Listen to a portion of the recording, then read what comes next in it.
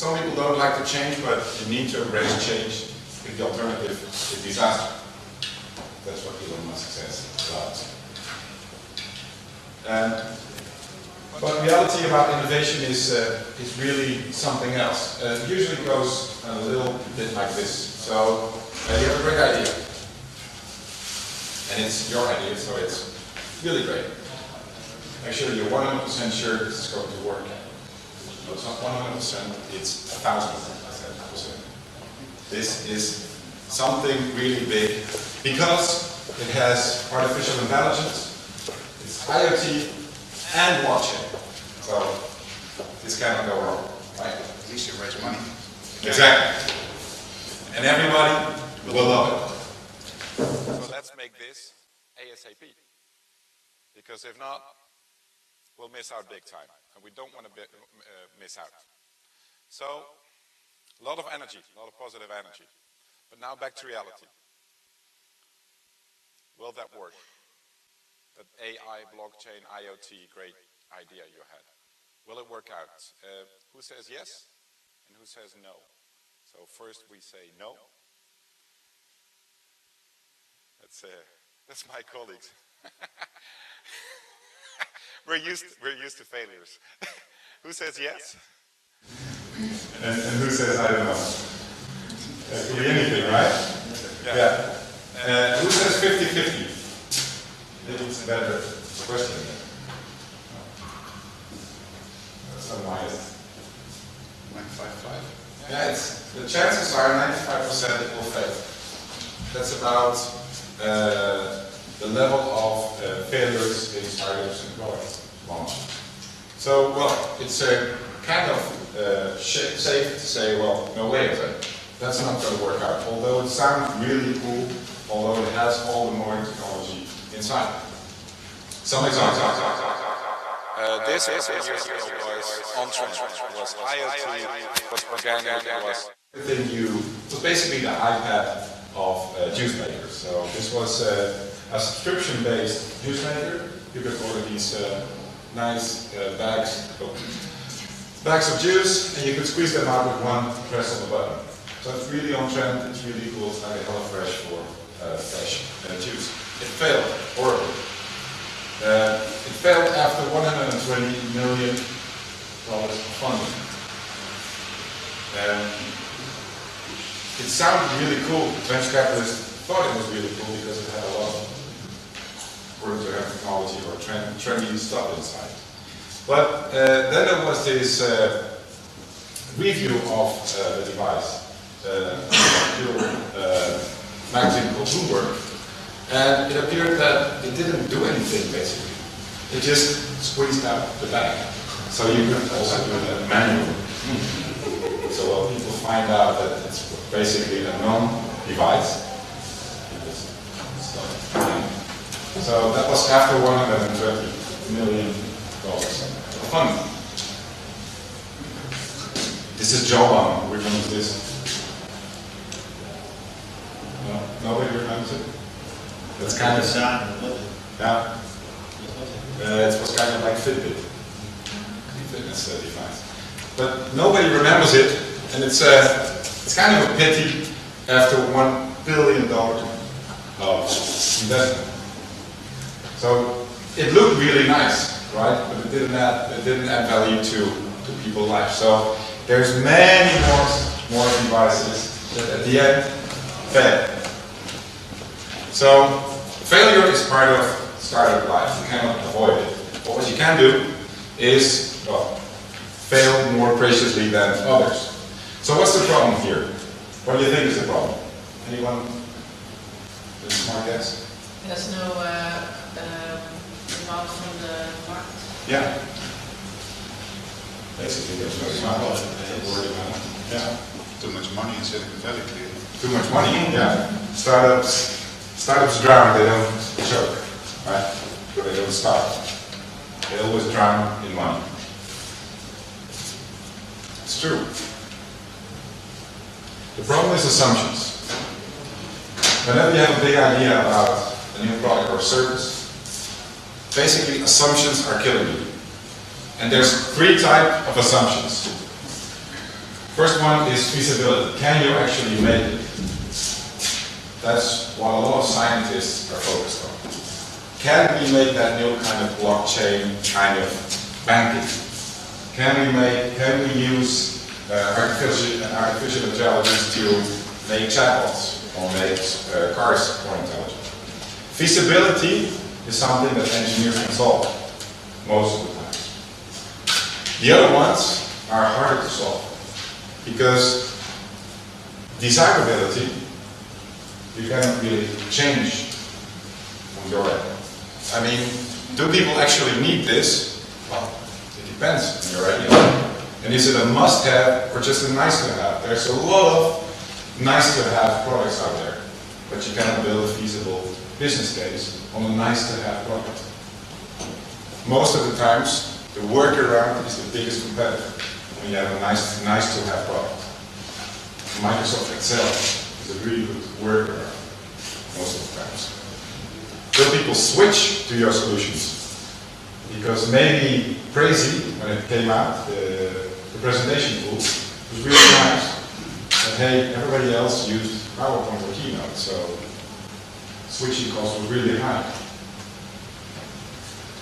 And how many other options do people have? The market is flooded with other options. So you're only assuming that your product is desirable, but is it actually?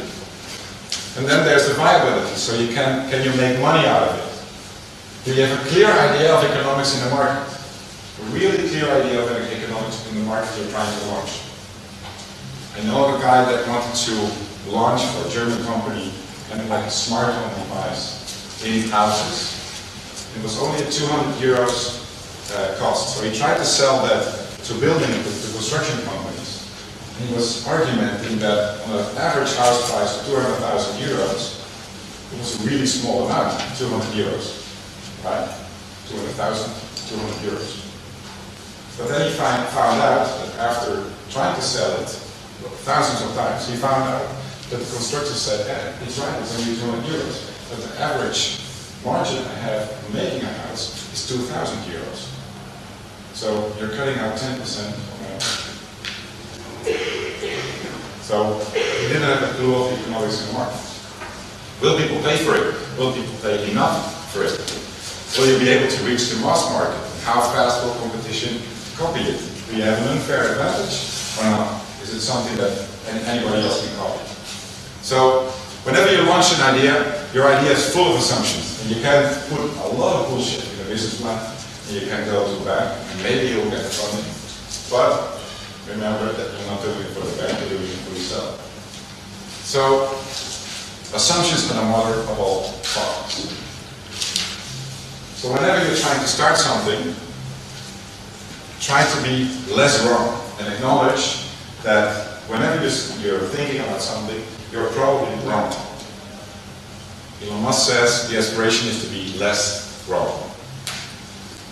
Jeff Bezos says if I'm 70% right, then it's kind of good. So these are rules you can use to be more successful and at least have less waste and innovate. Use evidence. First one is use evidence to validate your assumptions. So don't try to build castles in the sky.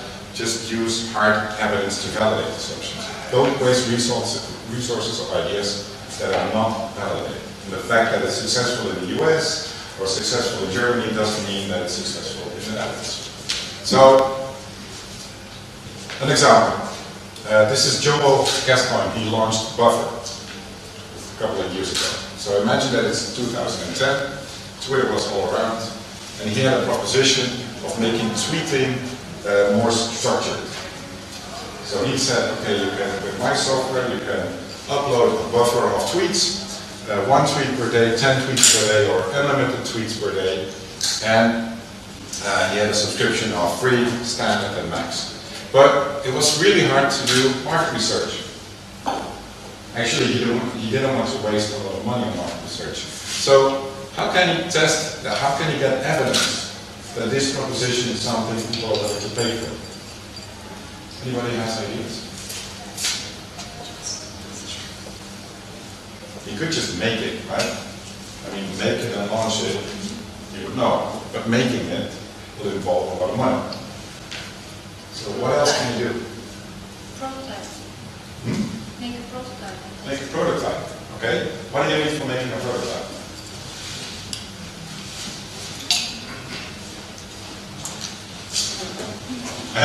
First and foremost, you need customers, right? Who will look at it and give you feedback. That's the most important part. Yeah. So what would you give those customers?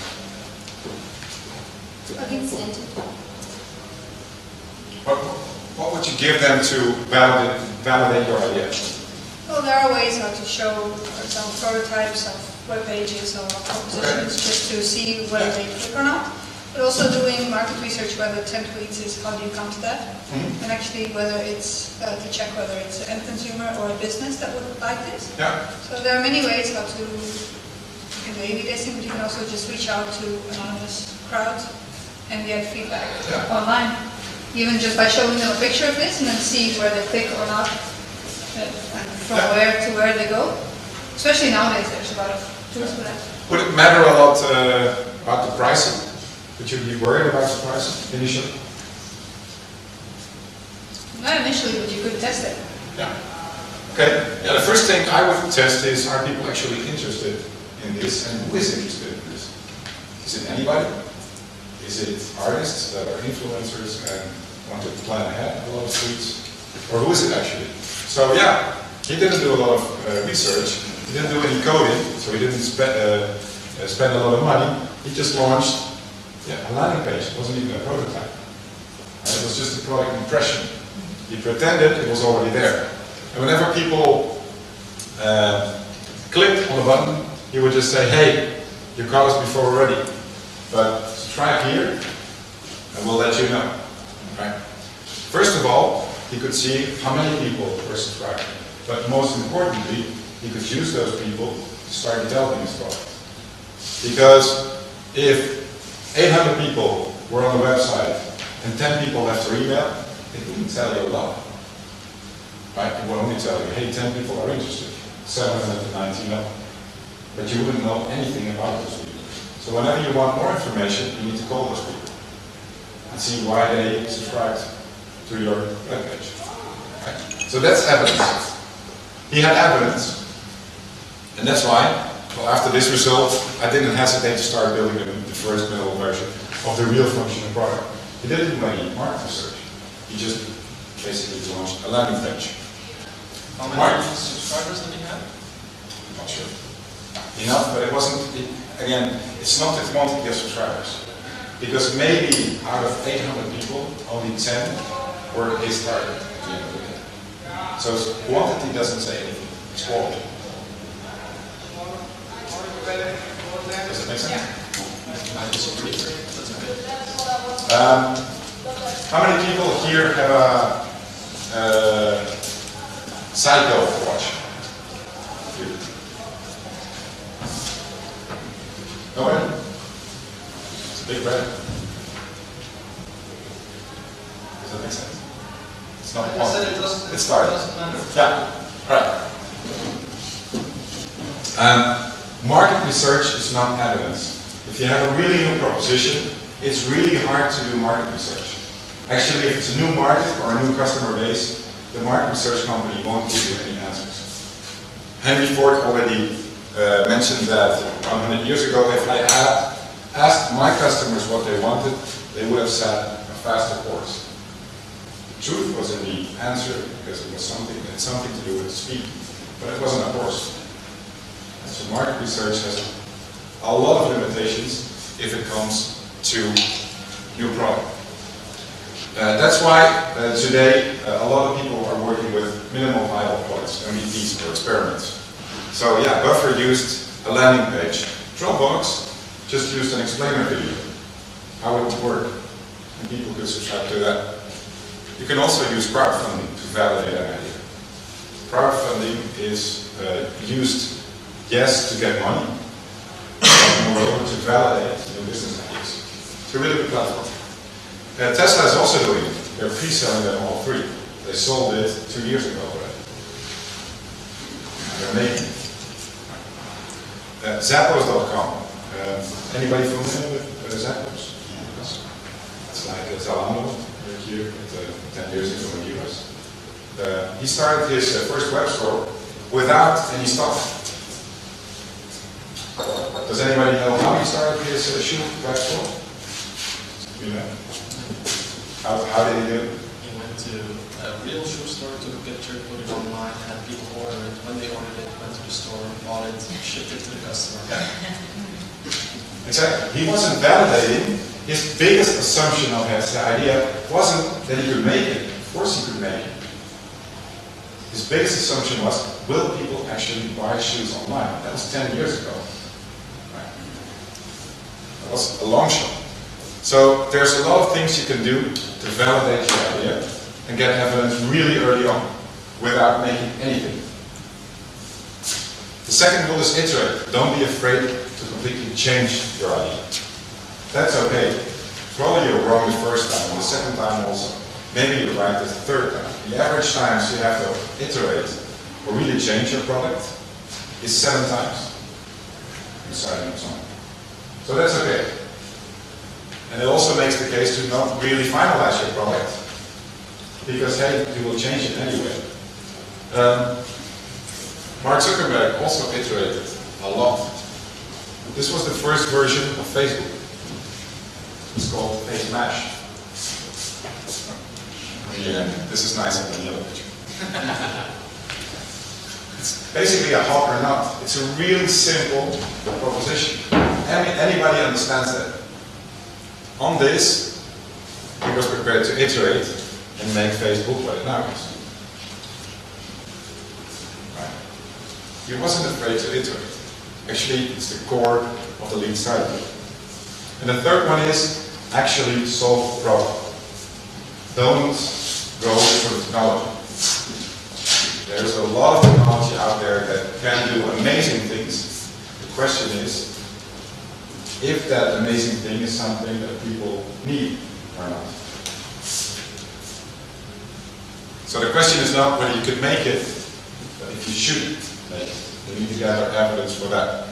Just an example, there's a lot of smart home stuff going on. Samsung is trying to push it. Wind is trying to push it.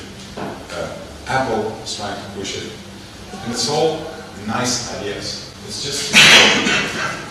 On the other hand, there's this Ring device. Is anybody using this today? Or have you heard about it? The Ring wireless doorbell, video doorbell. That's actually solving the problem. A lot of people are buying this. Really good market penetration. Not only because you can see who's in front of your door, but with all this home delivery today, you can actually accept the packages whenever they're not around. Because you can answer your doorbell and DHL with your Zalando shoes, you can talk to them and say, hey, leave it at the neighbors, or don't leave it at the neighbors because they give it to you package. So that's actually solving a problem. Amazon bought this company a couple of months ago for over $1 billion. That's not happening with company yet. Why? It's not solving the problem. So keep focused on solving the problem. And if you realize you're not solving the problem, iterate. Forget about it. Do something else. So don't sit on your idea, go outside and validate. Don't try to sell your idea, validate your idea. So well, this is more for the corporates. Even big companies need to be good at solving high uncertainty problems. The kind of problems they were previously needed to startups. Why? Because a lot of corporates are just streaming. They need to be good at this as well. So you can either watch it happen or be part of it. Although it has a lot of risk, you can innovate, avoiding a lot of risk by gathering evidence really, really early on in the process.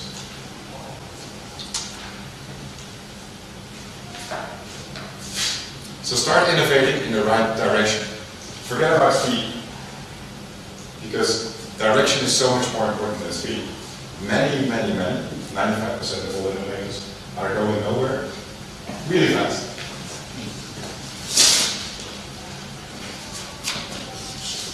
Thanks for the attention. Any questions? What's your role in these? I'm just trying to sell. Yeah. But how does your business model work when I come to the startup? We're a really simple consultancy. So we work by the hour. We don't have a very disruptive business model, and we help corporates. We don't help startups, let's say, on a day-to-day basis. We just coach them grow. Pro bono. Because we like it. Startups don't have money. Yeah. Obviously. You don't take a percentage or your main business is to speak up. Yeah, it's corporates. Have a conversation after. That's good. Anybody else? So you've done this with corporates a lot, right? Yeah. And maybe you can share some of the specific corporate problems in trying to adopt such a model. Very good one. Corporates are not startups. So, first of all, a startup is really free to do whatever they want.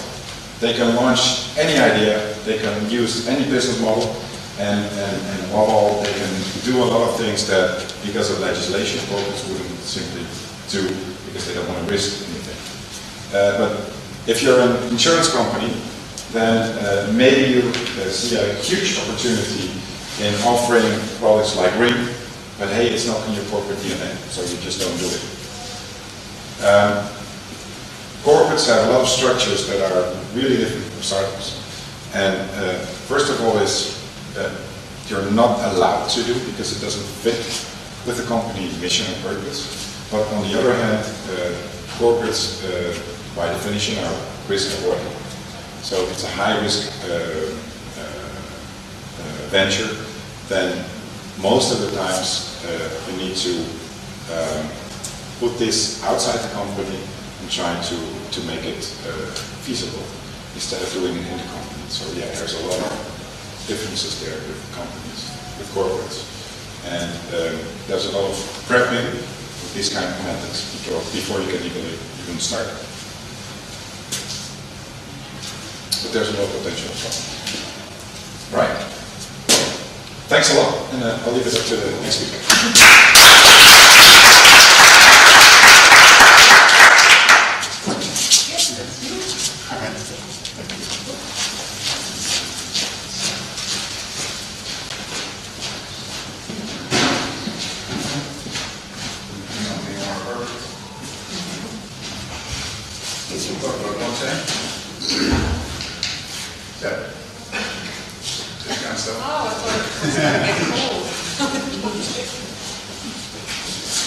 Blockchain. So basically, let's see how this works. This works like this. This doesn't work. Try again. Yeah. The Internet of the future, huh? Yeah. Good. The Internet of the future. 185 million raised in 5 days. We just already talked about it. We put blockchain on it. Sounds great, no? But well, you know, blockchain, this whole world is also a crazy Wild West. Crooks, complete idiots, a lot of them, really gold diggers, Bitcoin mining, taking the energy more than island uses. Where do you have a scenario where a programmer accidentally loses 150 million investments of others and says, oh yeah, oops, sorry, I tried to fix a bug, and gets away with it? That's crazy. So I'd like to walk you over what this whole hype is about, some of the fundamentals, origins, and a lot of all the weirdos. Maybe some questions first. Anybody owning cryptocurrencies?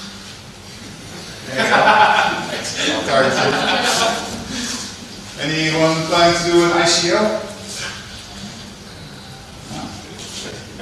Anybody who read Satoshi Nakamoto's white paper? Oh, this is a young crowd. Who thinks what the hell is he talking about? Good. Alright, well, by the end of this talk, of course, you'll be an expert, because right now blockchain is so young that anybody that puts blockchain expert in their LinkedIn doesn't actually know about it, so after this talk you can put this on your LinkedIn. You can be a blockchain expert. Actual value in today's talk. What's the hype all about? It's all about central authority. Now, if you do a transaction, if you buy a car, a piece of land, but also if you book your holiday house with Airbnb, there's always somebody in the middle, either a bank or a big corporate like Facebook or Airbnb, that all the transactions go through. And it has a tiny little problem that it's slow, because everything goes through there. Bureaucracy, they are monopoly, so they can raise incredible transaction fees. It's rather prone to corruption if you're the big monopoly that everything goes through. And hackers love it because all the data is centralized. It's a nice place to steal money. Or private data. So when Satoshi Nakamoto invented Bitcoin, the first application of blockchain technology, he actually was one particular central authority he didn't like, and that's banks. And so you see the followers from the whole Bitcoin are kind of weird. They believe in libertarianism, freedom is good, government's bad, government are crooks, and the world economy is probably going to collapse very soon, so we should all go back to hoarding gold and to gold standards. Is there any economic specialist, financial specialist in there? Nobody? I was hoping somebody would agree with me that these guys are completely idiots, but at least there are some weird ideas. I mean, fiat currencies are imperfect. I mean, you can print money to wage wars or to buy up banks degrees, but still, going back to gold is maybe a little bit ridiculous. On the other hand, Satoshi thought about, if the internet is sort of the first decentralized place in the world where everybody can talk to each other and there's no central authority in the middle, well, what if you could send value over the internet without an intermediary? The internet of value. That sounds actually maybe interesting. So actually, he wrote in his white paper, you can see that he's a believer of all these government is bad stuff. The history of fiat currencies is full of breaches of the trust. So, yeah, crazy. Internet of value, though, value could be, and it's all about basically shared facts.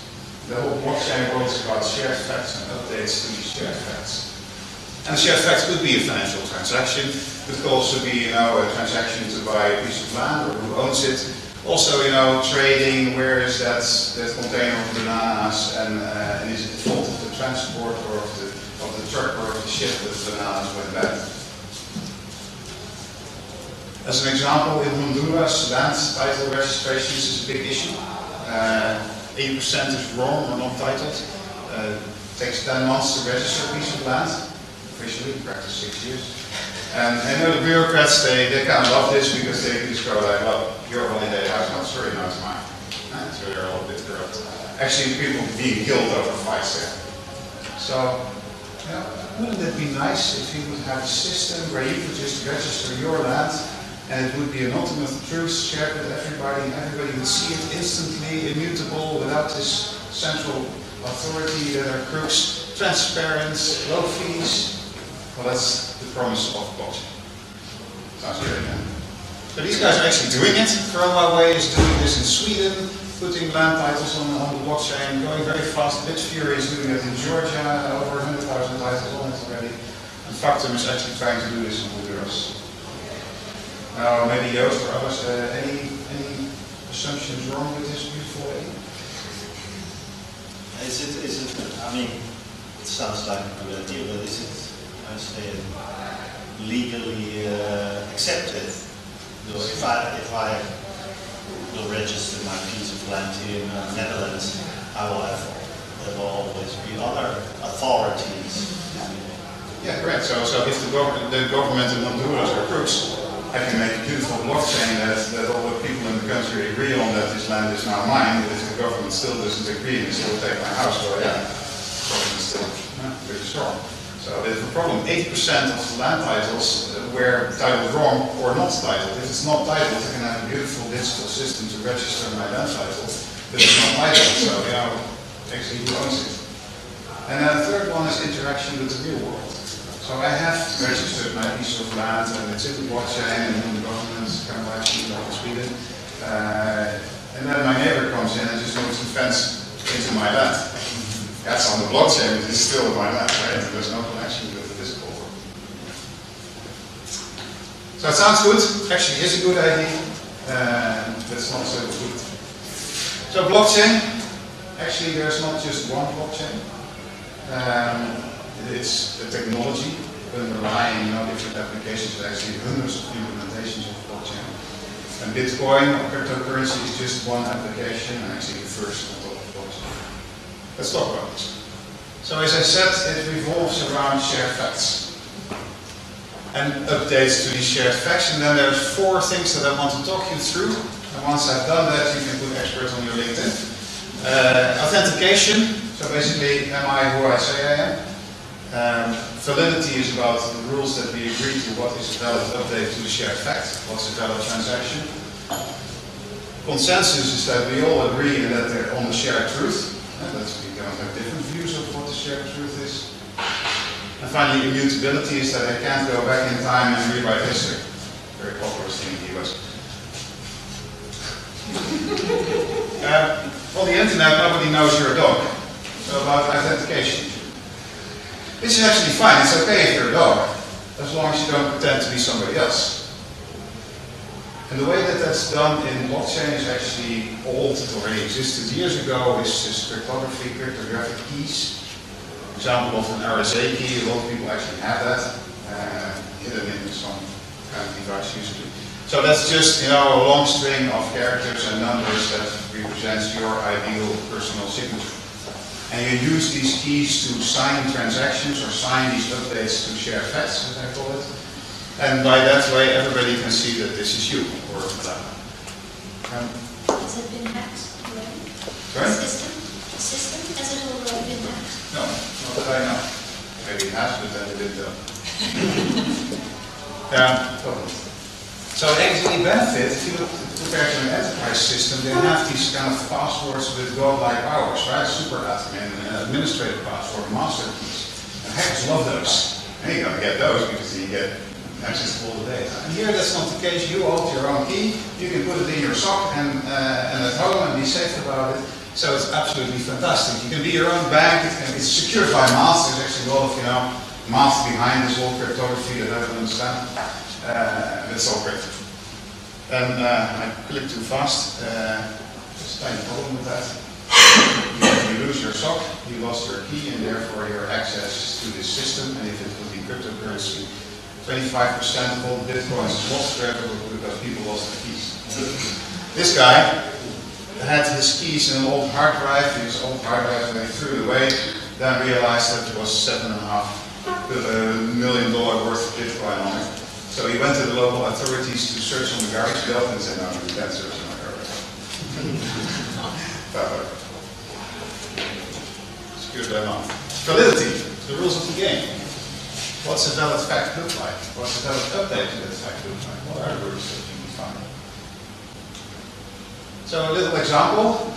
If we want to do land titles, we have Hillary who sells her, her house to Donald, and in the traditional system that would go through the central government and checks the transactions.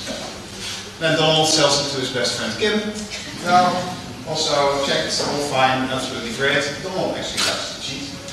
So he says, I'm going to sell also to sorry, that was too quick. And then there's the central government, all the transactions went through, so they have an overview of all the transactions. And so they say, Donald, you can't do that, you already solved the game. So that's a great thing, but we want to get rid of central, because central government is bad, so let's get rid of it. So we do decentralized validation. So we have now actually 3 validators all over the world in interesting places. And they all check, and they all see every transaction, and they all record it in their little notebook. This is called a ledger. I can tell that because I was supposed not to talk about ledgers. And so they record it and they check. So Hillary sells to Donald, they all record and check and say, yes, this is a good transaction. Donald sells to Kim, they all check and say, yes, this is a good transaction. Now Donald wants to still sell also to Vladimir because he likes to cheat.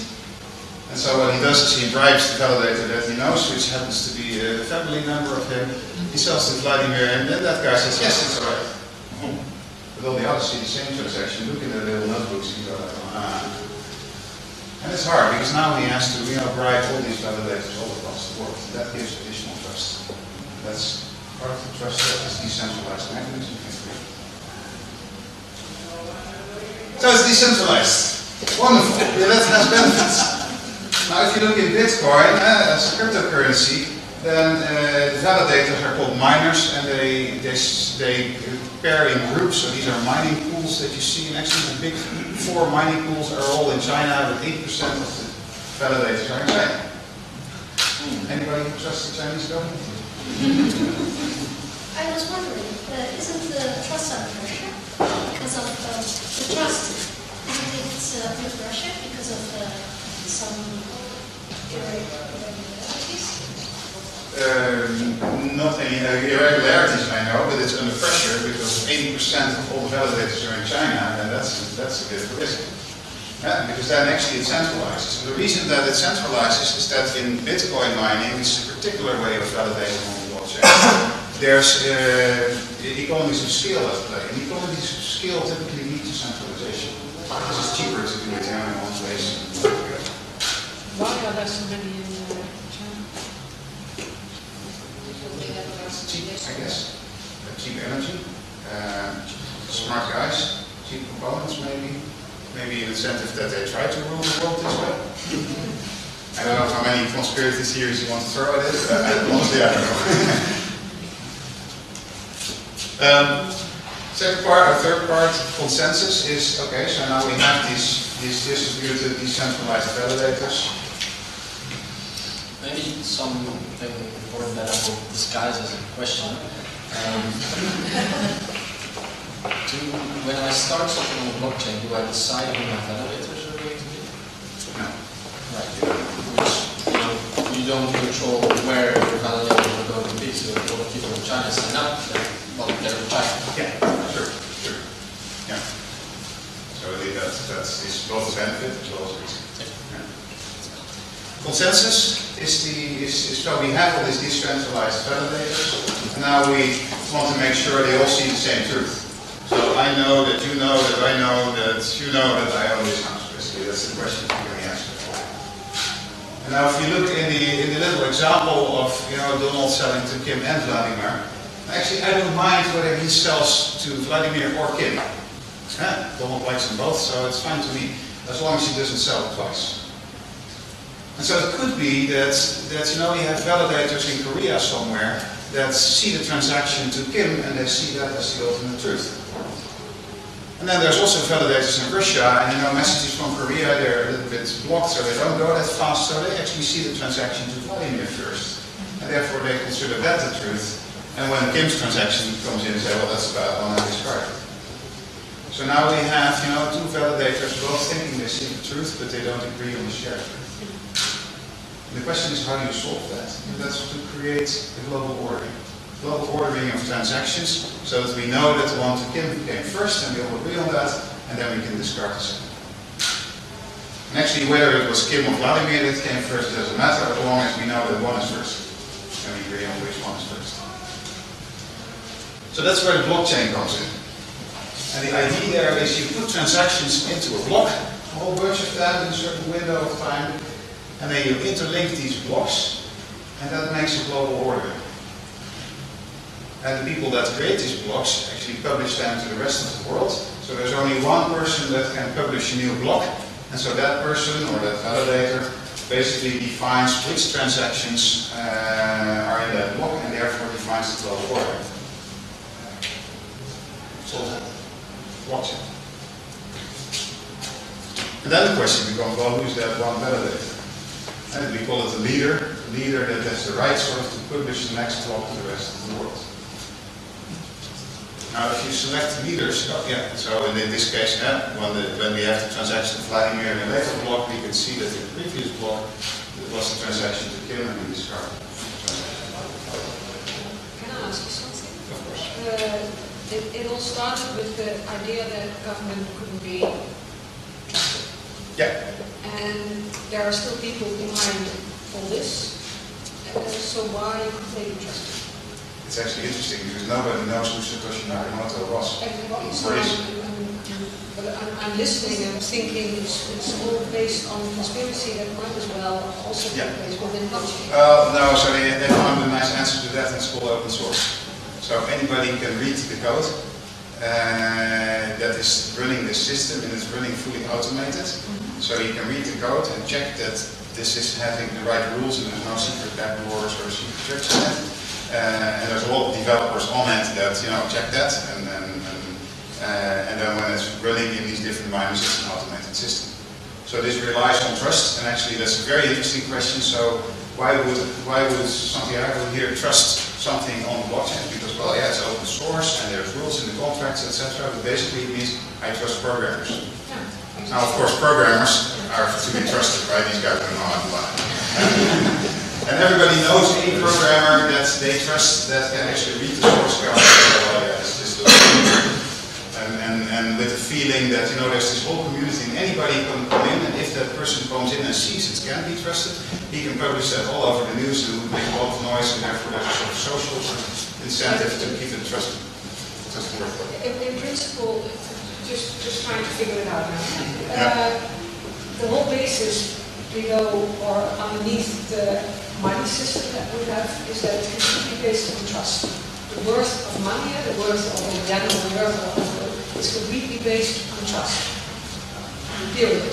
So if something happens in a country or whatever happens, it's completely based on trust. Look at what happened with the euro a couple of years ago. And I'm just thinking it's the same. I'm thinking... Well, so right now the trust is based in the central government, which is, as I said at the beginning, is prone to corruption because it's one large body. And then what we do put trust in is we put the trust in auditors that check them, but we don't know these auditors. And here it's basically an open system that everybody can see, and because everybody can see if there's something bad, it's very easy to make a lot of noise about it. It's the same that say, most of the crypto world, which uses passports, etc., is all in open source, so that you have that sort of additional trust of a lot of people looking at it. It's not flawless. No. But it's not bad either. Yeah. So we created blocks to create a global ordering, and we had a leader that defines who is the next block. Now you need to elect a leader. And electing leaders is a rather cumbersome process. and one thing, and actually that relates to trust, is that you should always select the same leader. Because if for each new block you have the same leader, same leader that quickly becomes a dictator, is prone to corruption. So let's not do that. Change leaders every block. Also, you shouldn't have a god that appoints who is the next leader, because if you have that, centralization. Yeah. And then there's another thing is also to Thibaut's remark that you don't know how many of these validators there are, or if they're still there. So if you make a fixed schedule of who becomes leader, then you might be electing a dead president, for instance. Or you don't actually know the number, so it's hard. So what we do is we try to have leaders elect themselves, become a leader, and then we have a really fast and efficient way to check if the leader in the election is correct. And we also reward the leader for the effort to try to become a leader. It's kind of nice, but it's very expensive. And the trick they do in particular in the public blockchains, like Bitcoin and Ethereum, is called puzzle. And then basically the trick is to solve a little puzzle. And the idea is if all these candidates that want to become a leader try really hard to solve the puzzle, and the one who solves it first becomes the leader. And it's very easy to check, because you just compare the made puzzle with the image, and if it looks right, then everybody can check, all these validators can check, yes, you did it right, you have the right to become the first leader. And if and so for each block we have a different puzzle, and that creates a bit of randomness. There's always a little bit of luck that you grab the right pieces first. So that sort of has a bit of random selection of leaders for each different block, and there's not a high chance that you can become a leader consecutively many times. So great. But then you're going to ask, I see you thinking. My brain is working, sorry. And you're say, well, hang on, what if two leaders or candidates solve the puzzle at the same time? Then they both publish their blog thinking they're the leader. And maybe some in Russia see one first and some in Korea the other ones first, so we still have the network spread. And there we found a nice rule. And to say, well, the longest chain of blocks wins. Oops. I need to get used to this quickly. So this long chain, basically what it means is they happen to be lucky and all solve the puzzles a bit faster, so 3 leaders. And so they built on the previous one, and the bottom one is not as fast, and therefore we discard the bottom one and accept the new one as the longest chain, and therefore as the ultimate truth. So do the transactions in the prime get discarded? Yes. Well, yes and no. So they don't. So this block is completely discarded. So these transactions are still pending, in the same pending state. And then the miner will, or the validator, will try to mine the block here on this longest chain and include the transactions in that one. And that creates an ordering. It's not an actual time ordering, but it does create an ordering. So it's still, doesn't allow normal to set fast. But I still have actually the same thought as the lady in front, that regardless of how you elect a leader, still there is some kind of one dependency in the central place, right, to govern all of that. From what I understand. It's automated. Well, so no, this is fully automated. Yeah, because now you say this whole puzzle, and then one becomes a leader, right? So I'm also trying to understand it. And then the question still comes, regardless of how you become the leader, right? Well, so once you're the leader, then all the other ones can check whether you became the leader properly, right? And then as a leader, you can still cheat. And we'll come to that. Yes. Yeah, that's the Thank you. point, right? The Thank human factor you. of cheating still exists. Yeah, I'll get to that. I'm trying to build it up. Sorry. First, it's wonderful. We have all these validating, this leader selection. So in Bitcoin specifically, it's about mining, and that mining is basically the puzzle they try to solve is to just do really fast computations, and somebody will be lucky and get the right result out of the computations and win the right to become a leader and publish at the next one. That's done with hash calculations, difficult mathematical stuff. Consumes a lot of energy, so basically it's like the guy who sweats the most or spends the most energy can win. And it's built such that the puzzle is so difficult that it takes about, on average, statistically 10 minutes for somebody to find the solution. Why does one want to be a leader? Yeah, that's... Do they want to be richer? Is that the... Yeah, so main I'll go to that. Okay. So, good question. So every 10 minutes, why every 10 minutes and not faster? Is because it allows transactions to be spread across the globe of the internet, and the previous block to be properly spread, and that basically avoids these kind of network splits I showed before. And so if then these miners become faster because they bought more machines, then they increase the difficulty of the puzzle. Add some more element pieces to the puzzle, so that it stays around 10 minutes. Now why do they want to do that? It's because they get a reward for it. As I said earlier, you have to reward the leader for their efforts in trying to become a leader, and that's basically you get new bitcoins if you mine or if you win the competition. Until the maximum 21 million bitcoins are done, and then you get transaction fees that others have paid to get the transaction into. How do you think that relates to? Yeah. How do you think that relates to the first idea about taking government out of something, and now this whole system? Yeah, well, it's How fantastic. does it It's fantastic. It's instant. You don't have fees. It's better than Visa or PayPal. That's how they sold it, right? So hang on. Now we have all these validators that spend a lot of energy and they spend a lot of money doing that. So they want money back. So actually, a transaction fee is hundreds of dollars in Bitcoin specifically. 7 transactions per second compared to Visa, 56,000. Average time before your transaction gets included in a block that gets published and therefore sort of confirmed, or actually a few blocks later to make sure you're on the longest chain. A few hours. It's terrible. None of these promises are made true. Yeah. It's not completely fair if you look at blockchain in general. So this is Bitcoin. If you look at blockchain in general, there's lots of use cases, lots of new opportunities. And actually that means you probably have to have billions of transactions per second to handle all these use cases. But if you look on the internet, the internet started with just text over the internet, and nobody believed that it would scale and be able to scale to 4K video on your phone. So actually, this will be solved. And there's all kinds of, activities to actually and workarounds to make this speed faster right now. I completely believe that we will reach, the billions of transaction speed on blockchains. Why does it take that much energy? Yeah, that's the way that the puzzle solving in Bitcoin has been done, and it's to avoid something else which I'll show you. Remember that question.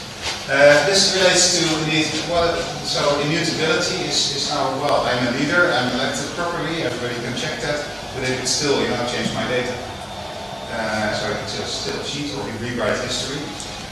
And to avoid that, this blockchain is not just references of blocks to each other, but they actually check that by making a fingerprint. So block 2 holds the fingerprint of block 1, which is great because then if I try to change block 1, then the fingerprint won't match anymore. And people can check that and say, I don't allow that, because you can cheat. And the same with the transactions in the block. For each transaction you create a fingerprint, and you create a fingerprint of fingerprints so that in the block you store sort of the model of the fingerprints, often called the Merkle root. And so you can check that if somebody tried to put in another transaction or change the transaction, the fingerprint won't match, and you can check that and then not accept the block. And that's what all these validators do. And that way it becomes really, really hard to cheat. And this is sort of you can create this immutable audit trails with this, and that has all kinds of nice properties. So actually the only way you can still cheat is that, I think that's her, is to actually enforce a network split. So you've sold to Kim, it's on the blockchain.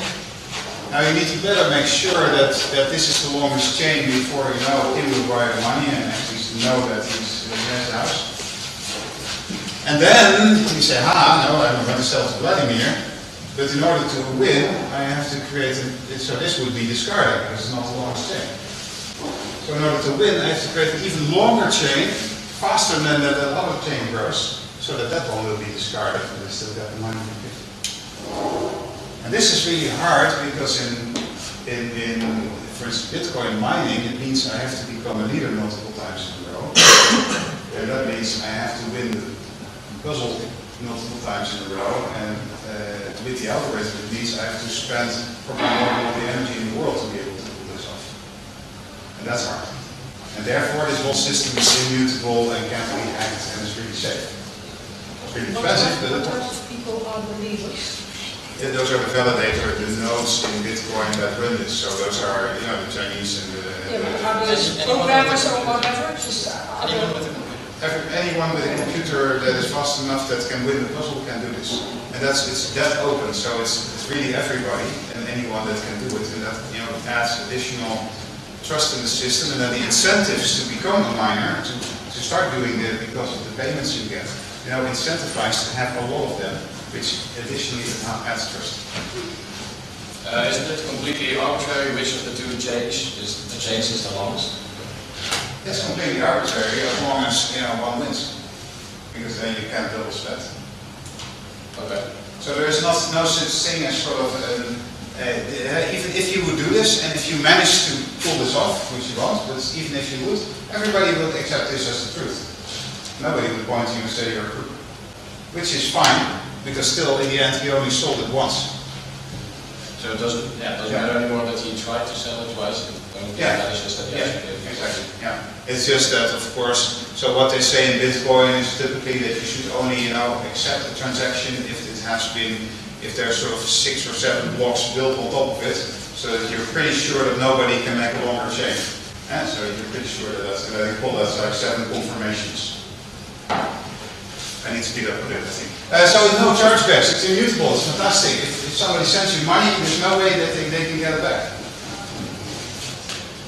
Apart from in Ethereum, when somebody hacked an application on top of the Ethereum blockchain and stole 50 million, then the Ethereum guy said, this is really painful for our network and for our reputation, so yeah, it's immutable. 50 million is a lot of money. So they actually rolled back the complete blockchain to a moment in time before the hackers came in and started a new blockchain based on that previous truth, which obviously cost a lot of promotion because they went back on their promise of immutability. It's not always that. So yeah, basically if you look at generations, and this is the first generation of blockchain was peer-to-peer payments, cryptocurrency.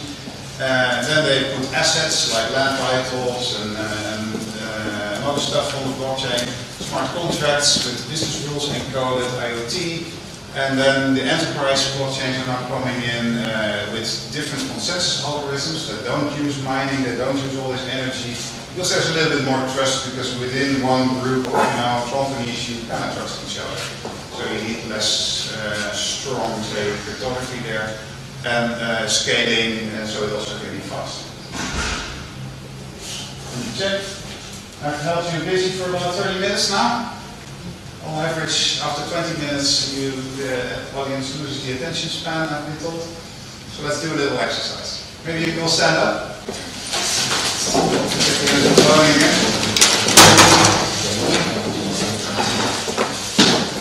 Yes, perfect. So we're going to talk about cryptocurrency, the first application.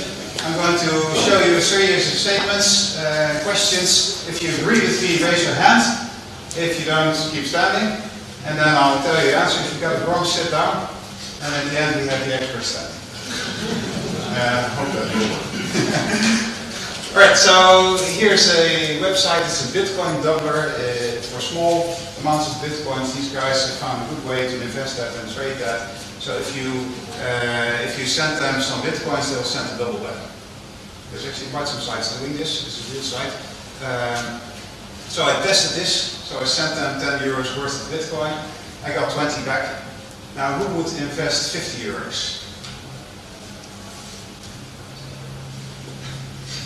No. 50 euros. I get 100 back. It's a good deal. Yeah. Sit down, please. Who wants to do the hand first? Elvis, thanks, keep standing. You didn't raise your hands. Keep standing. We're not done yet. Oh, sorry. Bad idea. Because basically it's a scam. They only send money back the first time because they count on your greediness that the next time you send more money, then they will send it. Second question. I have a Bitcoin doubler and I found on the forum, I found a big message saying this is a scam. They only send back money the first time. Right? So who would send 50, 20 euros, let's be wise, first time? Bad idea. Why? These guys are smart. They put the banner of scam message themselves on the forum, and they don't send the money back even the first time. And they count on them to try to tweak the system. These guys are really smart. For the people remaining standing, cryptocurrencies, there's many different ones called alt currencies, alternative currencies. Mysterium, Dollar, Decentraland, Coin, are these all valid cryptocurrencies? Valid existing cryptocurrencies? Right. Yes, they are. So we have two people remaining standing. Very good. So, yeah, no, that's all about it. So Golem is actually a very popular one. This is tokenized compute time on distributed servers, so you can buy the tokens and then you can use them later to get compute time. Decentraland is a virtual reality platform. Coin is peer-to-peer payments just like Bitcoin. And Mysterium is a decentralized virtual private network. So alright, for the two experts standing still, this is a nice one. This is a really cool system, Kodak Cash Miner, and announced at CES 2018. So this is a Bitcoin miner. This is what they look like. It's a big machine with a lot of compute power in it. And these guys have a nice new business model where you can rent it for 2 years for €3,500, dollars, and then they have calculated a return, a fixed return of $375 per month. Is this a scam? Yes, it's a scam. You both right. Why is it a scam? Because I said, if the compute power in all these validators goes up, they increase the difficulty of the puzzle. And that will happen within these 2 years, so there is no fixed return. The return of this, of the money, of the incentives they get from mining, will go down very, very dramatically, very quickly. And therefore, they calculate something completely different. It's a real miner. It's actually the Antminer S9, which is a known miner you can buy for €2,000 on the internet. Okay, I gave it away. Are they going to put Bitcoin miners in space? Yes. Why? Anybody dares to guess? Coding. Okay. Coding. Yeah, could be. Now the reason they do this, so they claim that then everybody can get access to Bitcoin, and it's so wonderful because we believe everybody should have access to payments in Africa and God knows where. The reason they put it is that there's no jurisdiction in space. So there's no government's bad, remember, that can take down the Bitcoin network. All right. Can we go to slide 37, please? There's slide 37 and okay. There you go, second generation. Everybody still young? Energized again. Oh, by the way, these two experts, if you have any more questions about cryptocurrency, please go. Can we have applause for that? Second generation blockchain, assets, contracts, tokens. This is a nice example. This is actually, I don't know if it went live or it's going live very soon. This is Pokemon. They put cars on the blockchain. And that's pretty cool. So what they do is they track the car vehicle identification number from the moment the car is created through its complete lifetime, to, let's say, lease companies, transport to the dealers, at the dealers, repairs to your car, until when it gets resold somewhere in Poland as a second, gets a second life, and the customer can see everything there. It's immutable because of blockchain. And what that solves is that if you go to Eastern Europe, then you can buy a second-hand, let's say, Mercedes. They all have 100,000 on the counter, and none of them actually drove that little. So mileage fraud is about 6 billion worth of economic value lost, and this way, tracking everything, immutable, you can just check and know that they cheated. Really nice case. Now you see in blockchain, and the enterprise blockchain like this is, it's about building a community. So, and then the guys that can build a community, so in this case, Koopman is very well positioned together with PON and the RWW. They build this community and lease plan to capture everything on the blockchain. Pretty cool. Here's another application of smart contracts. This is one that I dreamt up in the happy case that I die. Then I will give my 1,000 bitcoins to my 2 kids in equal shares. And that I put that in automated business rules, because a smart contract is not smart and it's not a contract, it's just automated business rules. So this will automatically execute and then wire the money to my kids for bitcoins. But yeah, my daughter is 8, so she's a bit impatient, so I actually tokenize it. I turn it into these casino-like chips. And these tokens give a right to their share of bitcoins when I die.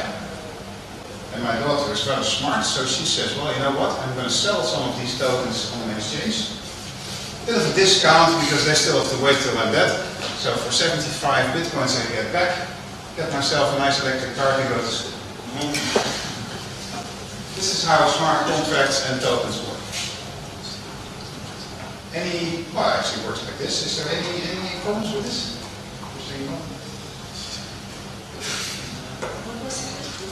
Is there any problems with this that you could envision? Other than me dying? Or having an incentive? The values of Bitcoin fluctuating and crazy. Yeah, true. Yeah. We also have double transaction now. Yeah. We sell. How many times can you? Oh, you can just resell that token many times, but each time somebody else has the right to get money. That's fine, right? Just like the token is safe as well. It's also that's all on blockchain. Yeah, it's all part in captured in smart contracts and The fact that you die, is that on blockchain? Very good. So no. So there's an outside event that needs to tell the blockchain that I'm dead, which is typically a centralized thing. Now we could, have an algorithm where we ask 100 people if they've seen me recently or something. So in blockchain, what they use is oracles, they call it, which basically sort of encrypts the message from the central place that says that I'm dead to go into the blockchain. So that part can't be hacked, but still the central part, yes. So interaction with the real world is always an issue. And there's the other interaction with the real world is that this works nice with bitcoins, but with actual money I cannot put that into my computer. Or my house, or my kayak for that matter. Right? If I want to give that to my kids. There's another problem.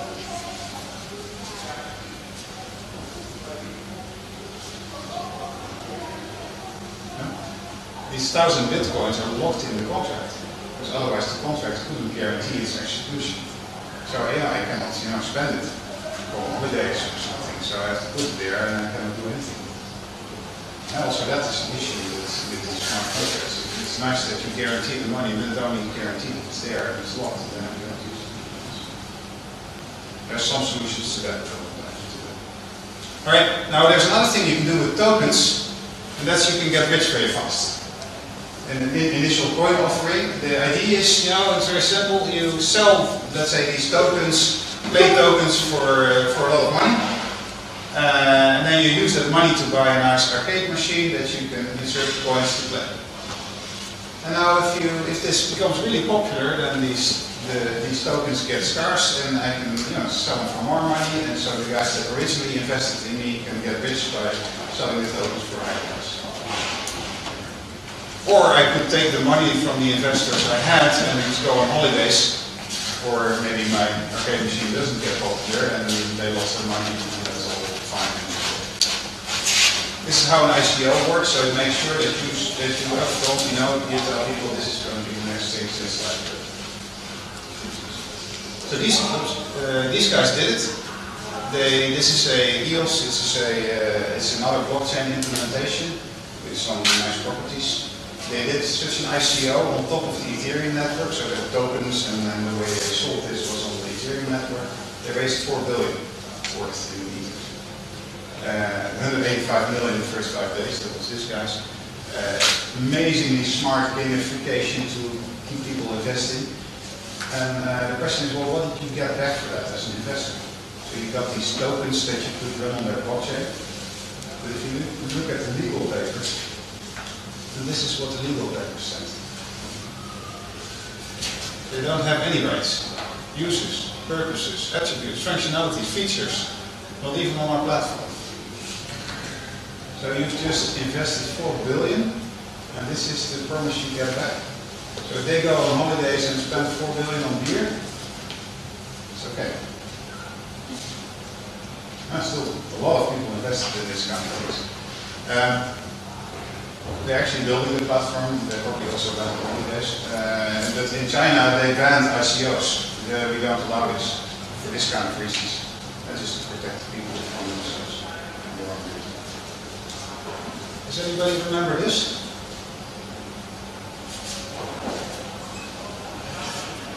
Yeah. Yes. That's it.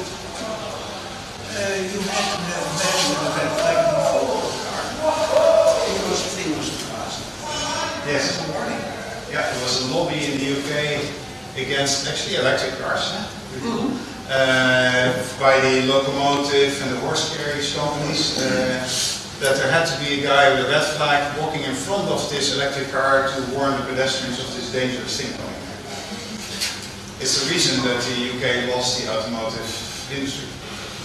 Right? So China, and the US being very, very strict on blockchain and Bitcoin or cryptocurrency, they might lose the industry. So you see countries like Switzerland, Liechtenstein, Estonia that are really embracing the new technology and trying to find their ways around legislation that allows innovation to grow, but at the same time still protect people. And they're the smart guys that might win because of this kind of reasons. Oops. It goes too fast. The takeaway. Roots, libertarianism, crooks, idiots, gold diggers. And actually it's just a really inefficient shared database. And if you look at corporate projects adopting blockchain, in most of the cases they would have been better off with a shared database, much faster. I can run a shared database with 1 million transactions per second on USB power on my phone. So you have to really know when you use the benefits of immutability, consensus, decentralization, and whether that's really right in an enterprise setting. Cryptocurrency is not the main application. Bitcoin is also not blockchain, it's just a application on a blockchain. I think the main application is in tokenizing everything. From your mortgage, so you can sell parts to others, to even your career you can tokenize nowadays. And we're going to see a lot of startups and a lot of applications in the coming year that will tokenize everything. And then the main public blockchains, with all their mining and the inefficiencies of that, like Ethereum and Bitcoin, will be used for enterprise blockchains to, from time to time, publish a summary on that public blockchain to create additional immutability, additional trust in the system. And that's quite relevant. Yeah. Could you explain a bit more about the career? How do you tokenize your career? So whenever you have you got certificates for a course or you worked somewhere, then the teacher can log that on the blockchain and it's immutable and everybody can see it and take it wherever you go. That's one way to put your career and your CV basically on the blockchain and know that it hasn't been cheated with, because you can always check that it was the teacher that put the certificate and not you yourself that grabbed those certificates. It does impact the way companies work together. So it's just a technology, in that sense it's not interesting at all. But it forces companies to go from sort of a monopoly to an ecosystem with transparency, where they all work together, like in the Katleen case with cars. And that really changes the industry.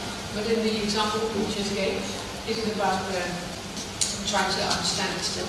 Is it about the currency? Is it about the blockchain technology? That's the blockchain technology that gives you the immutability and the no central authority that could go bankrupt or be corrupt and expensive. So the processing is in the technology, and the Bitcoin is just an example of the way that you... Cryptocurrency is just an example of using blockchain's benefit, but the benefits are in the blockchain itself. Yeah. And so again, I think this Satoshi Nakamoto guy group were all a bit bonkers, but the invention they did in technology was brilliant. And then still the question that I had about Bulgaria and Ireland's energy effort it takes to run this technology. How do I have to see that? Because I understand that it takes a lot of energy to run a technology like this. Well, yeah. So to basically to avoid this hackers creating a longer chain, current most trustworthy way of doing is spend a lot of energy, and they're doing a lot of research trying to get rid of that. So, for instance, if you look in the public, and so these public blockchains have that. The private blockchains don't do mining. They have other algorithms for validation because there's more trust. Because, for instance, they know all the players, so they can do accounting and count votes to elect a leader. Much simpler. But they also trust the leaders. They only want to do consensus because messages may arrive late and things like that, and messages may be lost. If you look at, for instance, Ethereum as one of the public blockchains, very popular, then on their roadmap they try to go, or they have the intention to go away from mining to proof of stake consensus, which is a different algorithm that is so far seen as less secure, but still pretty secure. And there's all kinds of research going on to find algorithms that have that kind of security and not cost and the ecological impact. Right? Initial scaling problems will be overcome. If you look at old technology, then it looks really absurd sometimes. A fixed phone on the wall or a fax machine, and the same will happen here. It will go very fast. And the countries with smart regulatory and legal policies will do. Question regarding, many people think blockchains are maybe associated with cryptocurrency, and there are many cryptocurrencies out in the market, like you just talked. So how would this game end up settling at whatever point? Because at the end, bitcoins, there's a threshold at which you are that only that many bitcoins will be out there. Also, there are other cryptocurrencies. So, what do you think? What will happen? Because people are not using it every day. They are more looking at it as an investment platform. Yes. And Okay, yeah, so indeed, cryptocurrency and blockchain are in essence different things. It's just an application, and blockchain has all kinds of other like assets, smart contracts, tokenize everything, etc. If you look at cryptocurrencies, there's many out there, and many of them are Ponzi schemes, just trying to get people to invest in them. And as long as you can find a greater fool in you can sell it to them and make money. The major ones will stay around because of a public blockchain to be able to publish summaries of private blockchains, and then the cryptocurrency is not the key thing, but it's just a way to incentivize the miners. I think that if you look at cryptocurrency, indeed you're right. It's now an investment vehicle, and if people think the price will go up, nobody's going to spend it. You can't combine an investment vehicle with a currency. Yeah, so you have to get away from that. The volatility currently today is only valid as investment, and that's not a promise to make because they designed it as currency. And so I think if you look at that, I think the only viable ones is Ripple at this moment that have links to all the banks to be able to transfer and actually to real money. Talking to cryptocurrency, maybe a final word. If you're interested in all this blockchain and want to experiment specifically with cryptocurrency, you can go to the high-tech campus. In the high-tech campus in the strip, there's this amazing money laundering machine. It's fantastic. You put money in, real paper notes, bank notes, and you get Bitcoin or Ether back. You can put Bitcoin Ether in, you get money back. Nobody knows who you are. There's no know your customer. There's no regulation. There's no name check. Nothing. Fantastic machine. So. Is there a cash out somewhere? Do we have time for questions? Are you a leader? Are you a leader? Leader, as in? Do I run a Bitcoin node or something like that? No. I work with a company called Athera, which is an Australian startup that's in the enterprise space. We're putting loans and mortgages on the blockchain. And what we basically do is we automate the complete flow from requesting a mortgage all the way to capturing multiple loans into a bond and trading these onwards. And these guys have all cheated in that. That's caused global credit crisis. But with enterprise blockchain, you can create a transparency there that they can cheat, plus automate everything goes much faster, less transaction fees, etc. But especially they can cheat because you create this audit trail that even an investor that bought a bond of a bond of a bond of a bond can still look back and see exactly what the status of the individual loans is and whether they paid up and whether the rating is actually correct. Yeah, that's actually I think a good use case. I had a question actually to Joost, because you explained quite a bit how it works, what it is, what implication in the financial sector, but I was wondering whether you see it coming back in the corporate world as well, and what implications could be there in the future. The blockchain? Yes. I think it's still in the stage of feasibility. I mean, there's a lot of things that aren't answered yet, as you also mentioned, energy consumption, etc. So I think it's still what you're trying to do also. Well, that's for public blockchain. So if you look right now, there's many of the corporates have been doing proof of concepts in-house. I've been with maybe a number of blockchain teams and all kinds of companies are doing this. And that's all about enterprise blockchains, no mining involved, in their consortium, their ecosystem of partners, creating transparency and automation. And there's been a lot of proof of concepts, and what you will see over the coming half a year, and we already start seeing that, and the Koopman is a nice example of that, is that these are going into live pilots and into live systems. That's the tokenizing everything basically. That's tokenizing everything. Control way of who they allow. Yeah, and that's where the power is. And then public blockchains, indeed, those are only used to create additional trust for these enterprise blockchains in their own ecosystem. So if it's not available to everybody and everywhere, it's a closed kind of blockchain, right? What I understand, then what is the benefit of that, say, compared to other ways to mark something and then see, for example, how the car goes through its lifetime? Yeah, well, so for instance, the Koopman example is a closed community between, Liesplan and Pon and Koopman on a private blockchain. But in the end, the customer can check that blockchain to check whether that car has mileage problem. So that's where it connects to end consumers.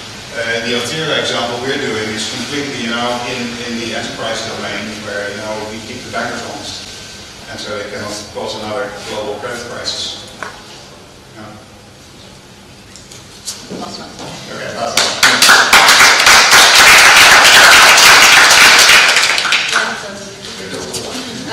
Feel free to discuss more with Martijn in the bar for about a 10-minute break, and then afterwards we will be back with everybody else talk. So if you come back and we'll start.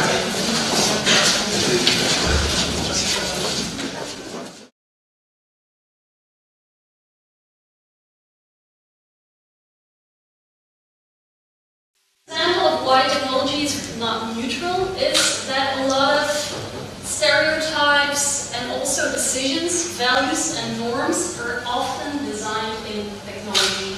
And I think a good example of this is gendered technology.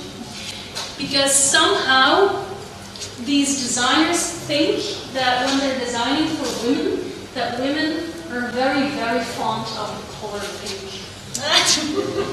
Because whenever technology is created for women, here you can see a lady shave, it's in pink.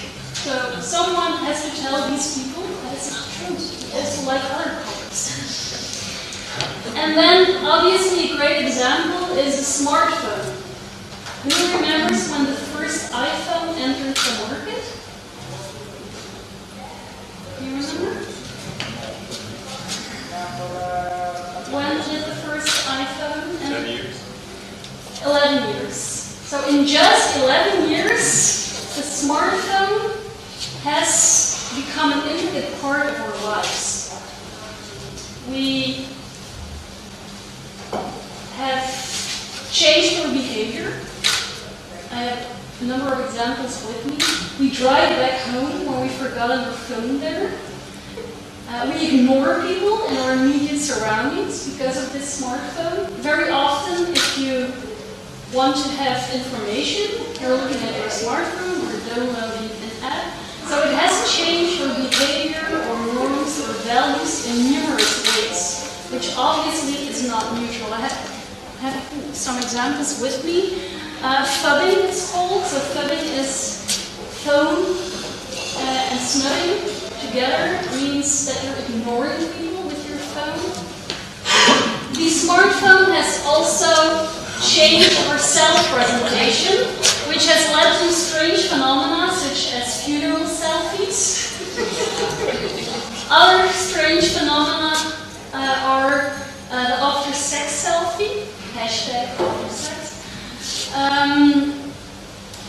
Does anyone know the picture on top? It's in Rome, yes. It's the announcement of Pope Francis, and it's actually interesting because when Pope Benedict was announced, people were just standing and listening. And just a couple of years later, people are looking in a mediated way. So the smartphone has literally changed our behavior. If you're going to a concert, you also observe how people very often don't look directly with their eyes, but through their device. So this is very important that technology shapes the context in which we make decisions. Think of the example of the seat belt.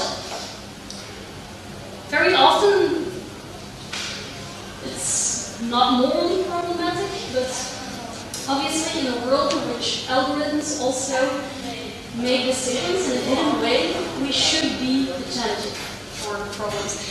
But does anyone know this example? I think most of you do. It's a man. Yeah, but it's also a very known example, I think. I think it started in the Netherlands, in Schiphol Airport, where there was a problem with the hygiene in the toilets, the men's toilets. So the cleaning staff was complaining, and they were looking for easy solutions to avoid that men, we say it in Dutch, naast de oorlog. And a very clever idea was to put the image of a fly in the toilet, because apparently, I cannot speak from a female perspective, but apparently men like to pee on things, especially if they have the idea that they can pee it away, like wash it away.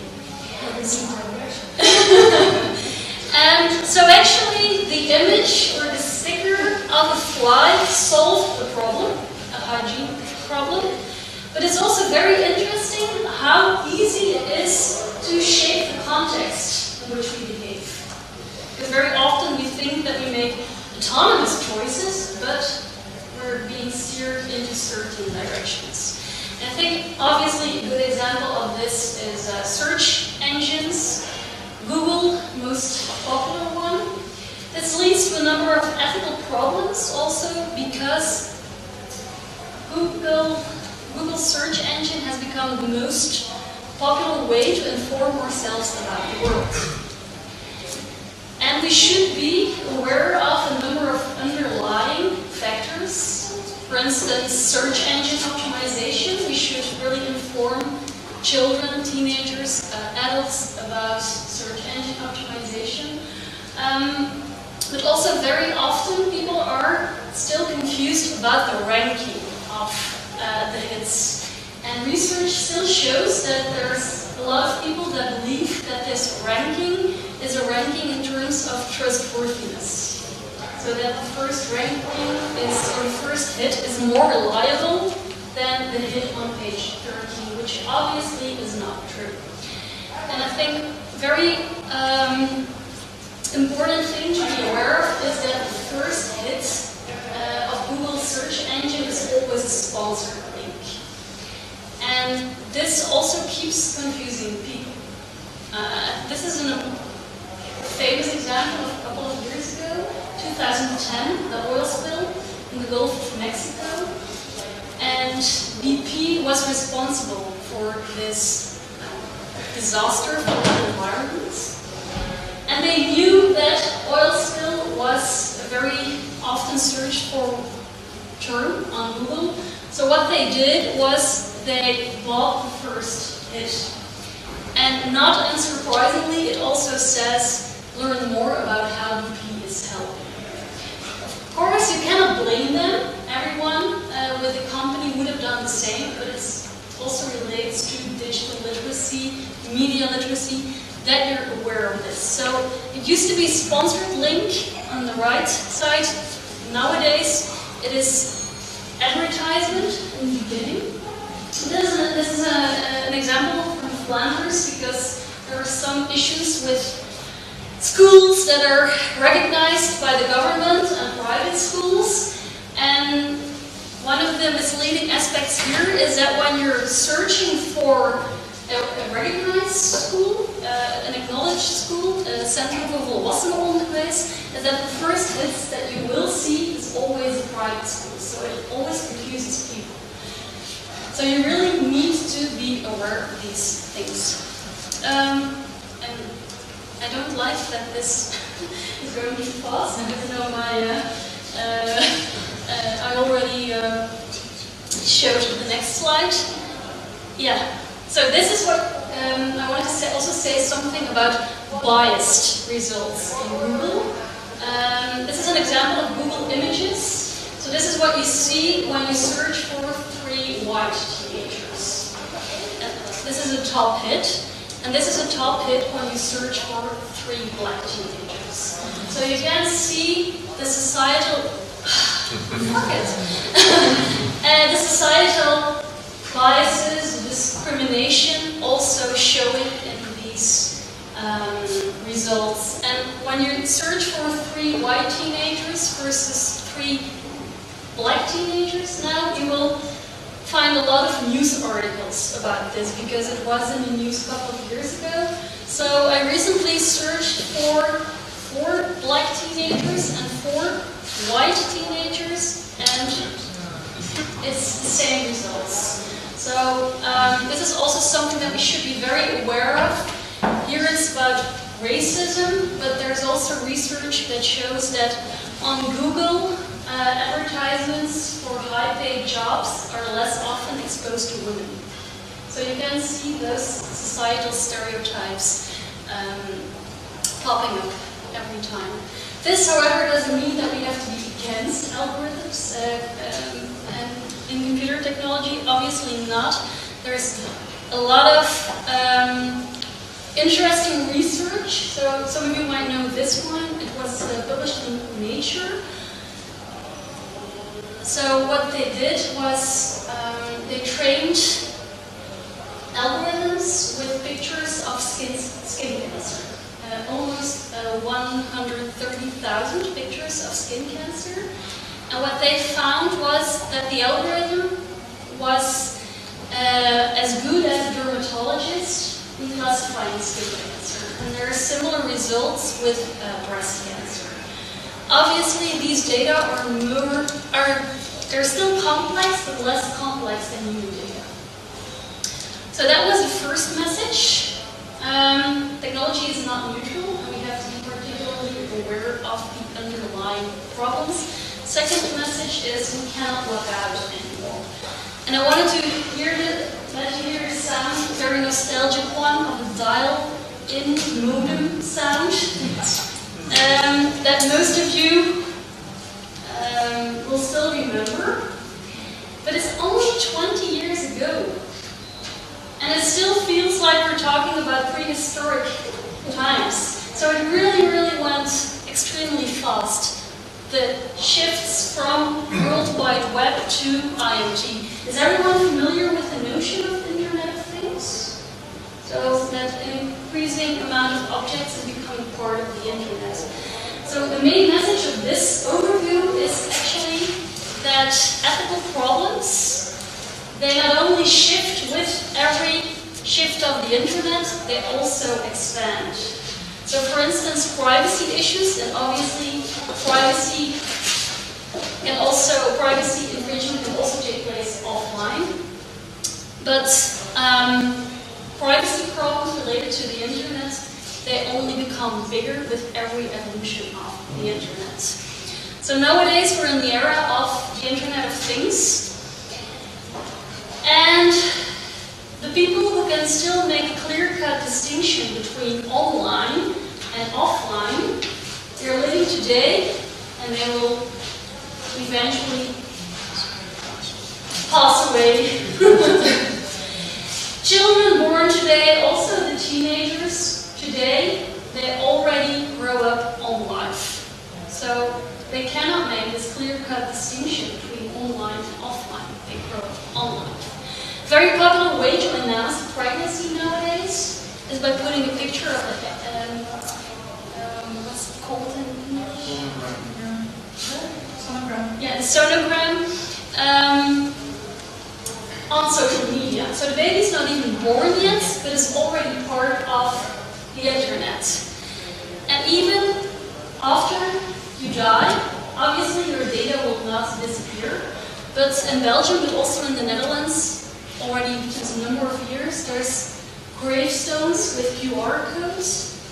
So people who visit the grave, they can scan in the code and obtain more information about the person. So you can actually send messages from beyond the grave. So we cannot log out. It's on life. Even gravestones become part of the Internet. So this is all the idea of IoT. Just one example is that someone wearing a self-tracker, an activity tracker.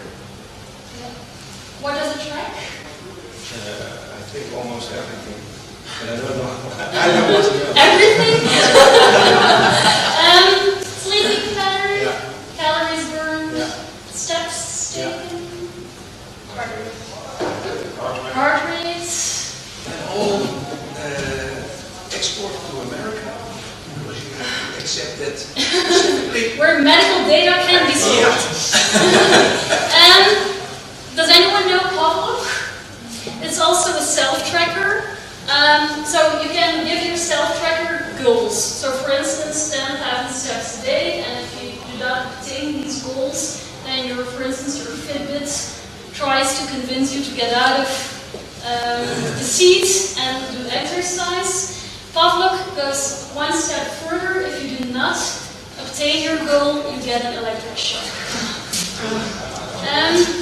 Now what is interesting is that it is called self-tracker, but obviously it's also an other tracker, because you can share these data with other people, but also companies can have a look at these data, which gives very interesting patterns. Does anyone know this graph? This actually shows you the epicenter of an earthquake based on self-tracking technology. So in August 2014, there was an earthquake in California, and you can see that around 3 a.m. many people woke up. And the closer you were living to the epicenter, the more people woke up. So this is obviously one of the great and interesting aspects of IoT, that we have these patterns and that we obtain a lot of data. But obviously it also has a number of downsides, not at least concerning privacy, data ownership, and sometimes, and you might know this example as well, companies are so excited about their data that they actually also disclose secrets. Strava disclosed the routes that their users are taken, and they also disclosed secret US Army bases this way. So you really have to be very careful about these data and making them public. And I'm not even talking about hackers, because I only have 20 minutes. So this is the whole idea. IoT, smart city, Eindhoven, a lot of research is being conducted here on the smart city. Gives a great number of advantages, also concerning, for instance, energy saving. But we are already living in an era where, in principle, everything can become connected. If you have a pacemaker implanted nowadays, it's already connected to the internet. Gravestones are connected to the internet. So this brings a lot of challenges.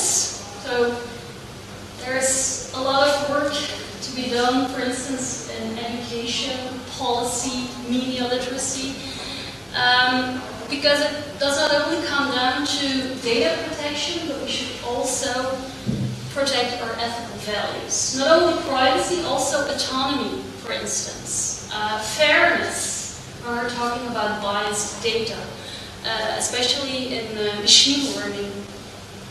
I think one great way to try to bring together technological progress and ethical progress is in technology design to work together.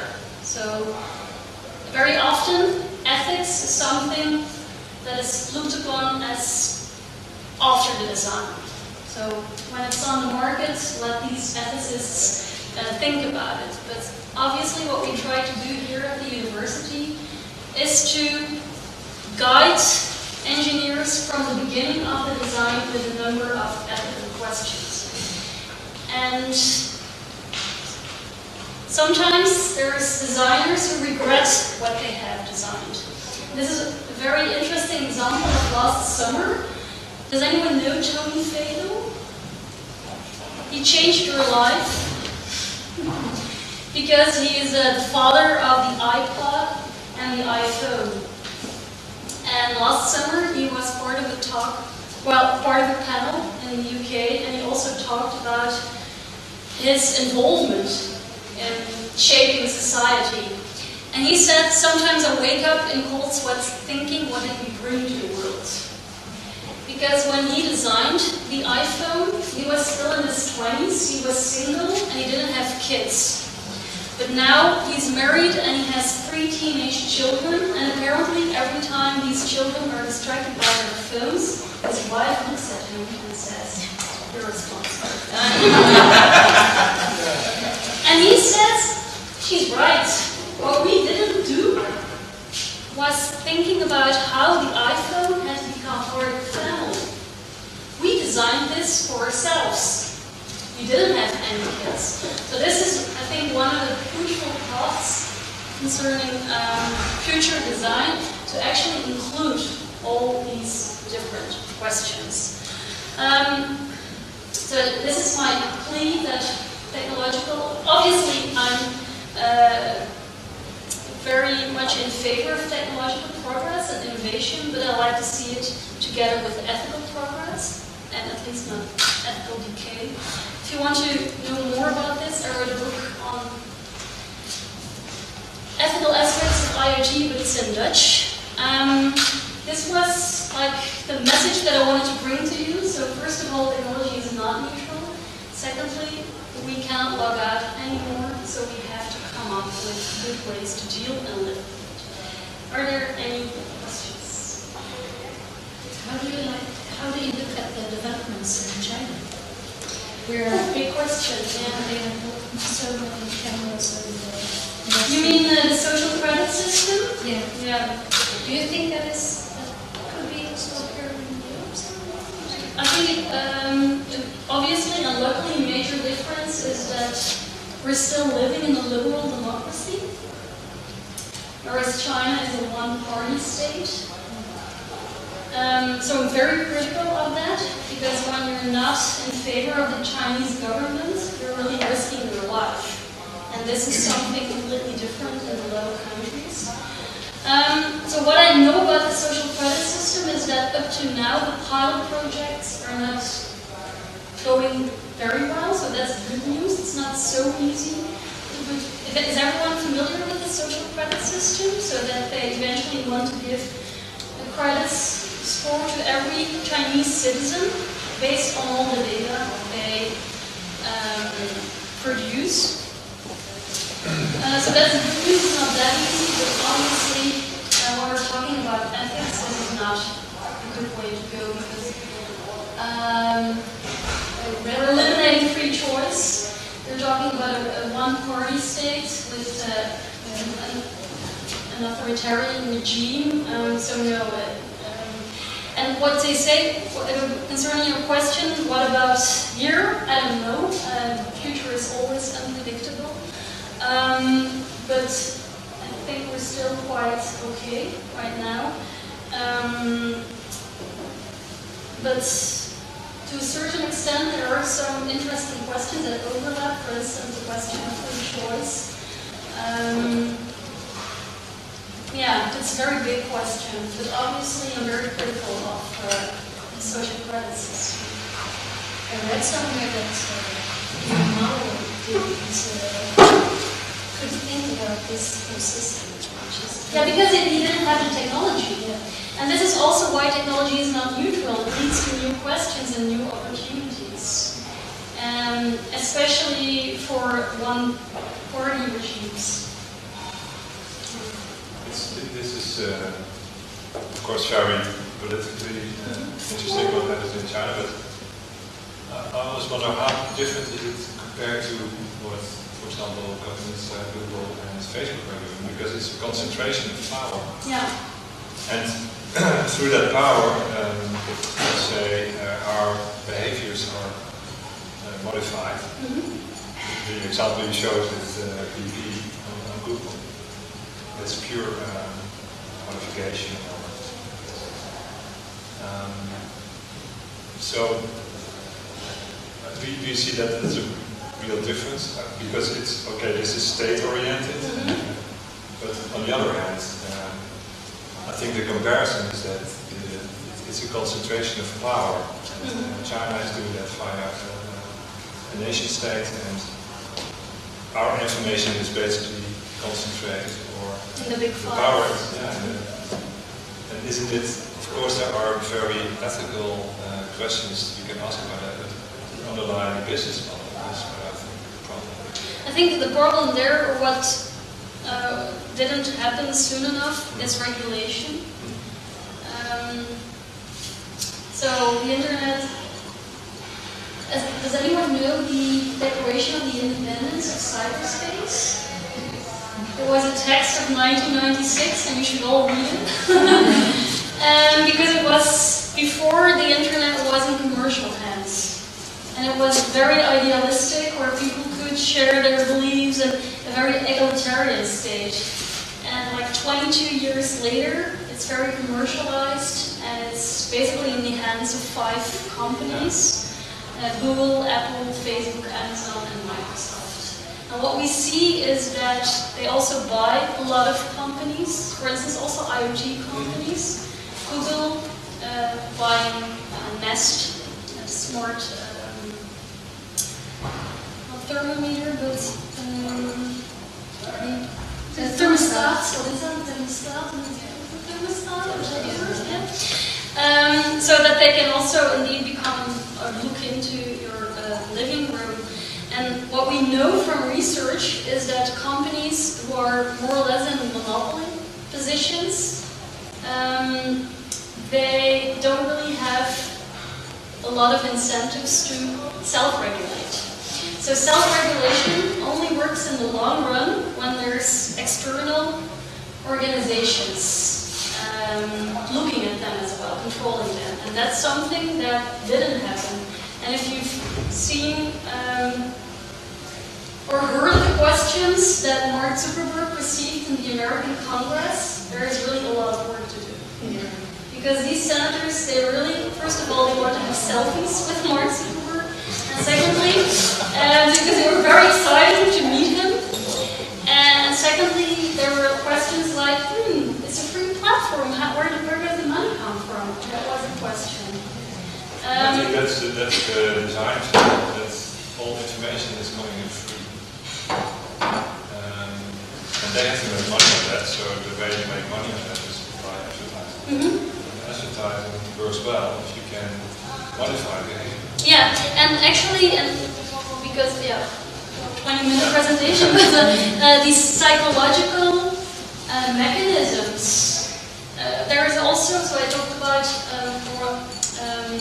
moralization of technology, but there's also addiction by design. So there's a lot of research on how you can make people stay longer, for instance, on your platform, or for instance, gambling machines in Las Vegas. It's all about addiction by design. And Facebook makes use of these psychological mechanisms, and people should be aware of them. It's also about the psychology of liking. Every time you say to someone you like it, and you kind of feel accepted in your brain. It's like so that's also addictive. You mentioned regulation quite a bit, but I was wondering the role of education as well. And I was wondering if in your book you also explored that, how it changed over time, but also there's a lot that happened, let's say, in regulation over time. But what is your view on what happened in education in that way, and how changing education can help in also dealing with these ethical progress questions?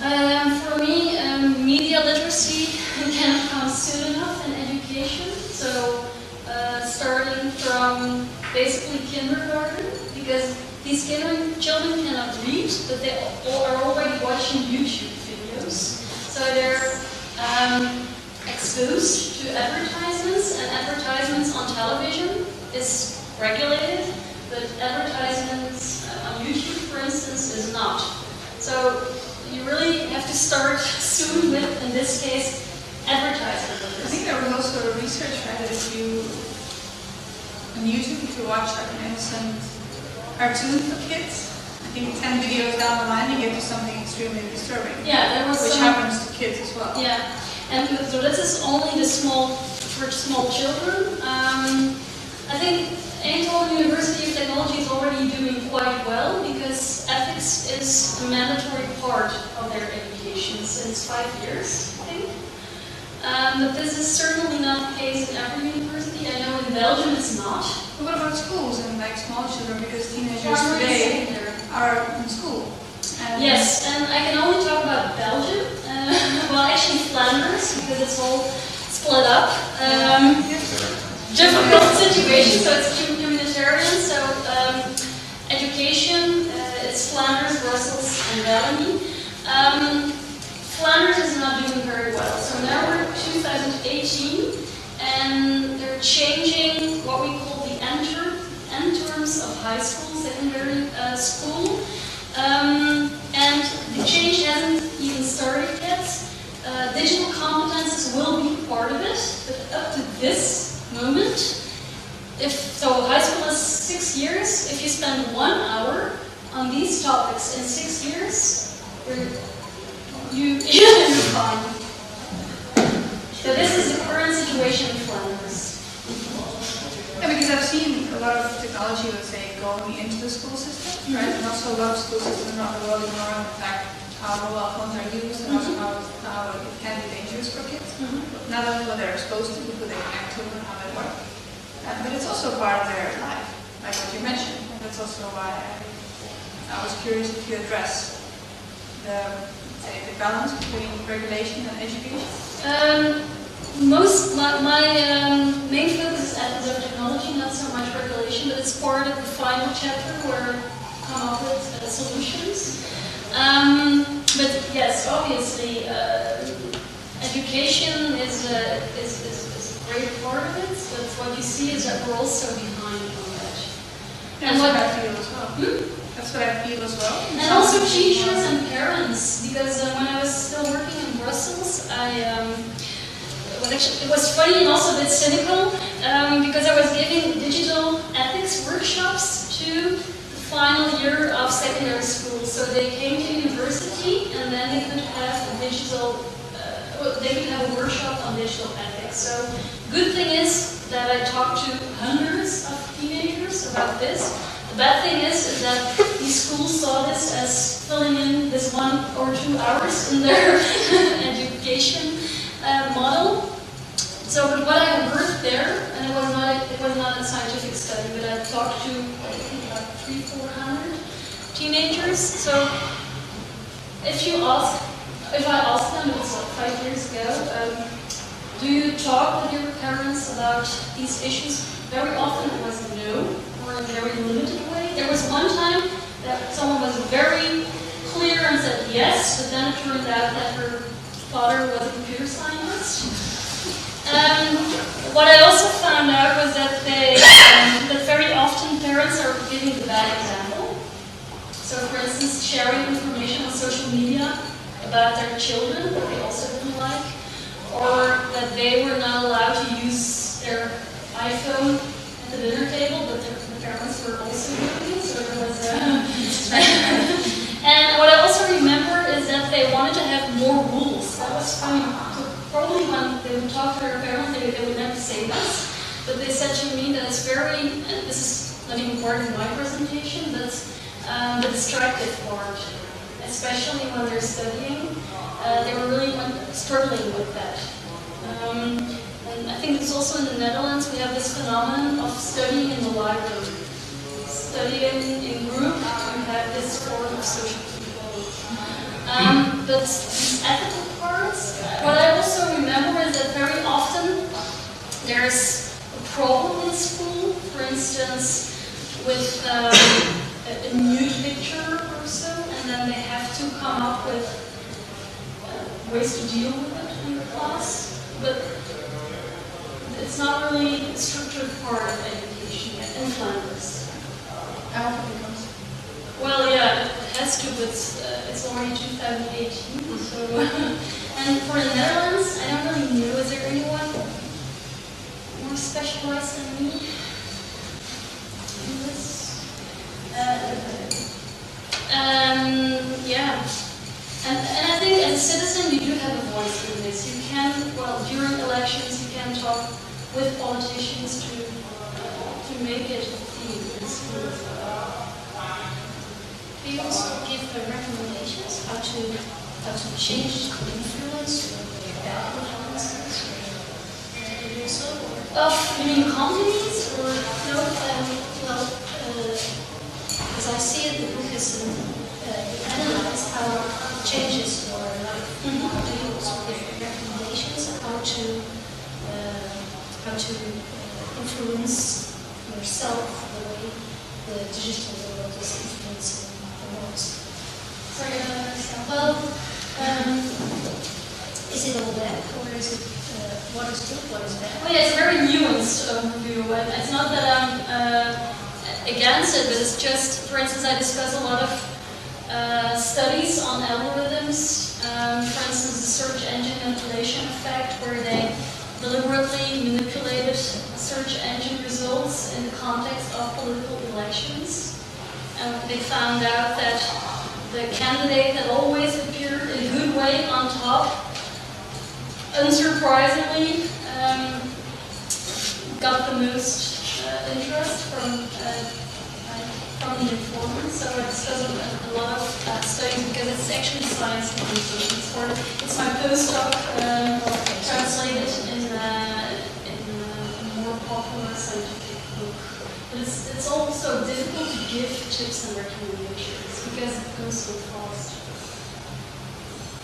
And I'm asking you to continue talking in the bar if you want to ask more questions. And thank you, Katleen, for the talk.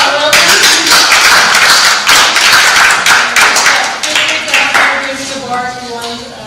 So we're gonna clean up the presentation. Thanks.